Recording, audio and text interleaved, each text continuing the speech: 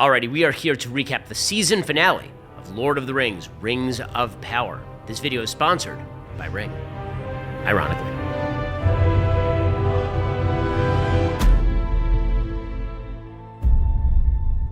So, let's talk about episode 7 and 8. So I could have done a recap of episode 7 last week. I'm in Jerusalem. It's a little bit confusing with the time zones and everything. So instead, we decided to combine the recap of 7 and 8. Suffice it to say, 7 was not very good, and 8 was actually pretty interesting, which just demonstrates the pacing problems with the show generally.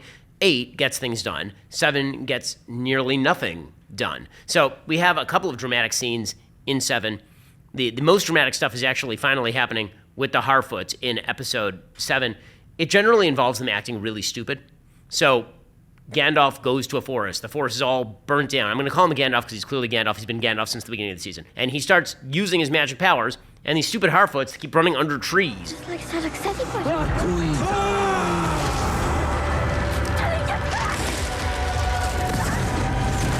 Like, how many times can you run in front of the guy who's doing magic? Then they keep blaming him. Like, oh my gosh, he's going to damage us. He's hurt. No, you're stupid. Stop running in front of the bus, man. I mean, like, it's not the bus driver's fault. All he's trying to do is drive the bus. Gandalf's trying to help you out. Like, oh, he must be banished. For what purpose exactly? Like, he's trying to help you? Even though, so far as I'm aware, you haven't actually done anything for him so far this entire season. Then you have the Elrond-Durin storyline. So Elrond's like, we need the Mithril. And Durin's like, sounds good, let's make it happen. And he goes to Pops, and Pops is like, that's a bad idea, because if we mine a lot, then what's going to end up happening is something bad is going to correct Pops. Pops is correct. And Prince Durin was like, no, I'm even willing to give my kingship to help Elrond. Well, I mean, would he though?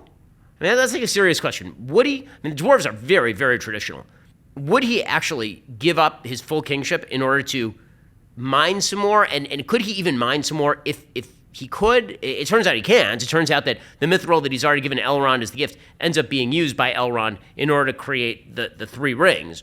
Okay, then you also have a couple of other sort of weird notes in episode 7. You have Elendil, who thinks that Isildur is dead, and so he's all sad about it, obviously. And he's like, well, maybe we should all go home. Our ships are waiting, my queen.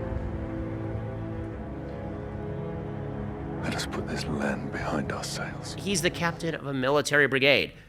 Would he not know the risks of his son going into battle? I mean, he obviously does, because there are a bunch of situations in which he doesn't want his son on the front lines. So would that really, like, rob him of his war heart, his heart for war? Apparently not. Bronwyn just refuses to die. So this is one of my big bugaboos in any show. If there's an unkillable character, it drives me nuts because it means there are no stakes. Bronwyn has been attacked by orcs. She had, like, an arrow direct to the collarbone. They somehow healed that, I guess. Like, no problem. They healed it. Right. Okay, fine. So episode 7, not my cup of tea. Okay, then we get to episode 8. So episode 8 is way better. The reason episode 8 is way better is because finally a bunch of stuff happened. So let's start with Gandalf. So it turns out the Anatar actually think that Gandalf is Sauron. Haru Sauron.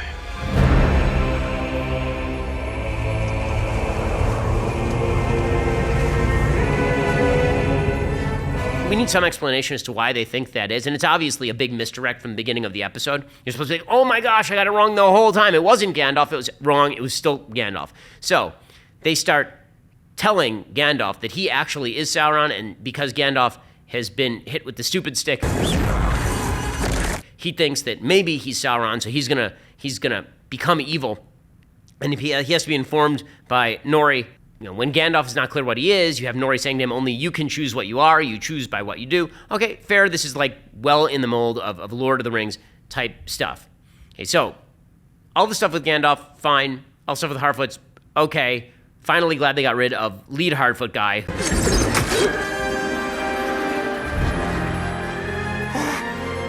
Sonic! Then we get the key scene. Right, the key scene is so you've got the elves and like, oh, what if we make a bunch of? It won't be a crown, guys. It won't be a sword. It has to be circular. I know. Maybe. This episode is sponsored by Ring. One ring to protect them all. And here, of course, I'm speaking about Ring Alarm. So, Ring is not just about the doorbell. It is about an award-winning alarm system. That home security system makes me feel safe, even when I'm on the road far from home. Ring didn't stop with just an alarm system. They've changed the home security game entirely with Ring Alarm Pro, which is why I've decided to team up with Ring. And when it comes to protecting my home, I've gone pro with Ring Alarm Pro. Ring Alarm Pro is whole home security with available professional monitoring when you subscribe to Ring Protect Pro. Ring Alarm Pro combines a security system with a fast Eero Wi-Fi 6 router for home security and network security all in one device. Plus, with a Ring Protect Pro subscription, which is an amazing deal by the way, I get professional monitoring for the ultimate peace of mind. If anything happens, professional monitoring will call me and can request emergency services. So this summer, whether I'm across the country or across town, I know everything at home is protected and connected and that it's going to stay that way. This busy summer season, to protect my home, I've been going pro with Ring Alarm Pro, and you should do exactly the same thing. Learn more at ring.com/Ben Shapiro. Again, that is ring.com/Ben Shapiro. Go check them out today. One Ring Alarm award-winning home security system to protect them all. So they need the rings in order so that they can maintain their place in Middle Earth. I'm not sure why the idea of an alloy first appeals to Sauron. It turns out that Halbrand is Sauron. Ooh, spoiler alert. By the way, said it literally the moment that he showed up in the show. I said, that guy's Sauron. And we realized also that Halbrand is pretty clearly Sauron. And I was right, because it's what I do for a living. What can I say? So Sauron tells them, hey guys, want to make something awesome? Use an alloy. Couldn't the right alloy also amplify those qualities? And meanwhile, Galadriel is searching in the basement. I need royal lineages, bloodlines. Anything you can She find goes and in she South. searches in the archives using the Dewey Decimal System. She's got elf guy over there, unsung hero of this series. We've never seen before, we'll never see again. He's like down digging around the archives. He goes down, he comes back, and he's found it. He's found the document that shows that the line of kings ended 1,000 years ago. So I have a question. How would that not be common knowledge? Wouldn't that be like the most common knowledge ever? The entire claim that Halbrand has for the kingdom is based on Galadriel seeing him wearing a thing. And then he tells her all about how he's actually coming to heal Middle-earth. Now, he never actually explains what Middle-earth needs to be healed from or what he's going to do. And herein lies the problem. So this is obviously supposed to be the temptation of Galadriel, right? This is the last temptation of Christ. So Galadriel is shown a vision. You would make me a tyrant. I would make you a queen. Fair as the sea and the sun. Stronger than the foundations of the earth. And you, my king. The Dark Lord. No. Not dark. Together, we can save this Middle Earth. Save. Or rule. I see no difference. Really bad politics there, Halbrand / Sauron. Like at a certain point, shouldn't you have thought that one through? Be like, well, actually, the difference is that somebody has to rule in order to keep the peace, because otherwise everything breaks down into sheer chaos. You can see the conflict between like you could see him making a fairly convincing case. Instead, he's like, well, can't really tell you. Like power a lot. Power's good. Sauron killed her bro, right? I mean, this whole series started with Sauron killing her bro. So it would take like a massively good case for Sauron to actually convince Galadriel here. And he doesn't make it anywhere in this particular temptation scene. He should have to explain, I didn't want to fight the elves. It's all a big misunderstanding. I didn't mean to kill your brother. Your brother confronted me, and I had to kill, like, whatever it is. Like, there has to be some sort of excuse for why he killed the bro, because that obviously is the driving, motivating factor for Galadriel throughout the series. So the temptation actually has to offer the prospect of fixing a problem. What is the problem that is being fixed? Does Sauron say, you know what? It's really Adar who's the problem. Adar is the serious problem. In order to defeat Adar, you have to ally with me, right? You have to side with Stalin in order to defeat Hitler. You need to side with me. That's why you should go along with the making of these rings, and then you should side with me, and we'll cast Adar out of the Southlands, and then you'll deal with me, right? Like that would have been a fair deal. He doesn't make any of those cases. But was there any actual suspense that maybe she was going to join with Sauron? Or are you tempted as a viewer to actually join with Sauron? Like you should be tempted as the viewer to say, maybe the Sauron's misunderstood. Maybe he's really not such a bad guy. Okay, overall, my feelings about the series. You know, I think it lacked some thematic depth, specifically because we still don't know what exactly Sauron's doing here, what his motivation is. Is he just abjectly evil? How did he get to be evil? We still don't know Adar's entire backstory here, which would have been, I think, kind of interesting to see. You have to understand the villains in order to understand the heroes.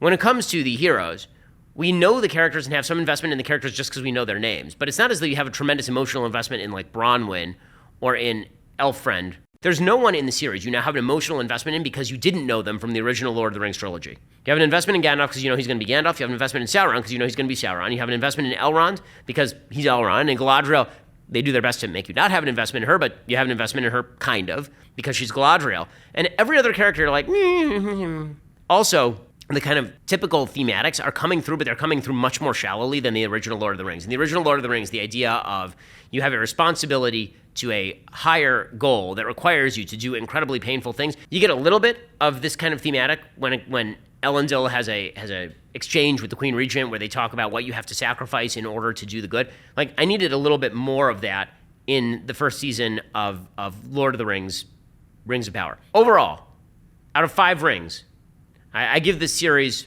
somewhere between 3 and 3.5 rings.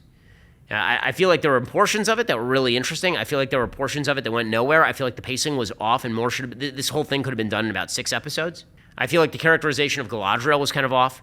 I feel like there's a lot to criticize about the series. The upsides: it looks amazing. It brings back some characters that we know and love, even if it's twisting them. And it is setting up for a second season that I will watch. So the question really is, will you watch a second season of this? The answer is it didn't blow me away so much that I'm like dying for the second season, but it didn't destroy me so much that I'm like, I will never watch the second season of Lord of the Rings, Rings of Power. So there you have it, the final summation of the first season of Lord of the Rings, Rings of Power.